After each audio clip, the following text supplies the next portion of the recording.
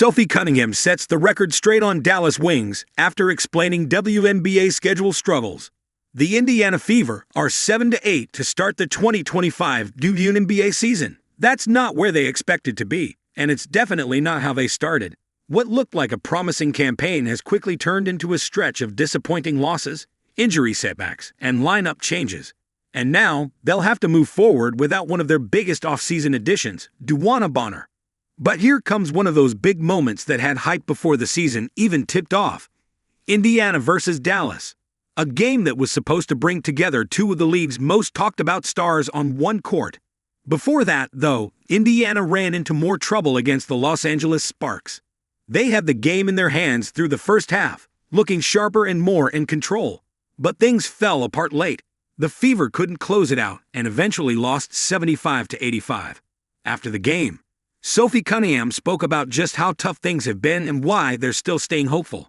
"I think so far this season we've had a lot of distractions. You can call it some injuries. But I think that's really good for us. Let's go through adversity early. Let's learn from it.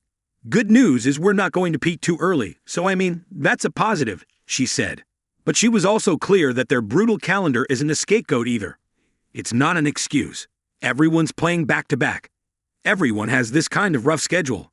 Still, for the Fever, that schedule has been extra rough. Even head coach Stephanie White highlighted it after their win over Connecticut. "We're also preparing for a brutal stretch of 6 games in 11 days where we go from the West Coast to come home and back-to-back. Then back to Dallas," she said. "That kind of constant travel zero coast to coast with minimal rest and almost no rhythm can wear a team down fast." Then came DeWanna Bonner's departure. And now another Clark injury. But despite all this, the Fever aren't backing down. Cunningham made it clear. "For us, we get another opportunity tomorrow, and we got to capitalize on it. Dallas is a team that's hungry for a win, and we talk about this. We are circled on everybody's schedule. No one likes us, right? So everyone in our locker room, that's the only type of people that we have that we can lean on.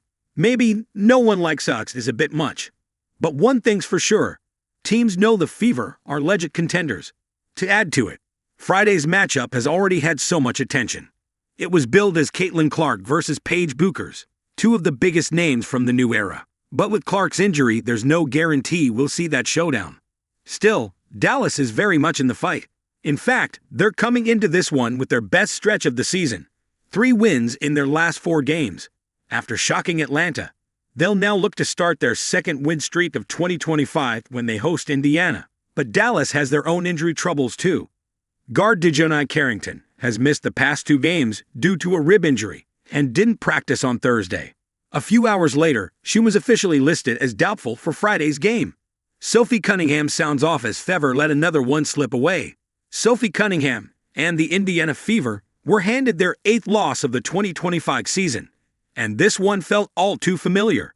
Just like in their previous 2 defeats, the Fever led in the 4th quarter, only to watch it all unravel. That makes it 3 straight second-half collapses after holding double-digit leads, and Cunningham has had enough. The veteran, who finished with 10 points on 3 of 8 shooting, didn't hold back when asked about the team's ongoing struggles. "Man, I think we're trying to figure it out. You're right, we've had double-digit leads going into the 4th, and then we just let it slip," Cunningham said. "For us, we got to be better from top to bottom. We have to have better energy, better focus." She believes it's all about consistency. "We're trying to give each other grace and patience, but at some point, you got to dig in and say enough is enough," she declared. The frustration was echoed by head coach Stephanie White, who didn't sugarcoat the team's inability to finish games strong. "I think that we haven't shown a killer instinct yet. We have had a tendency to relax in those moments instead of, for lack of a better term, go for the kill," White said.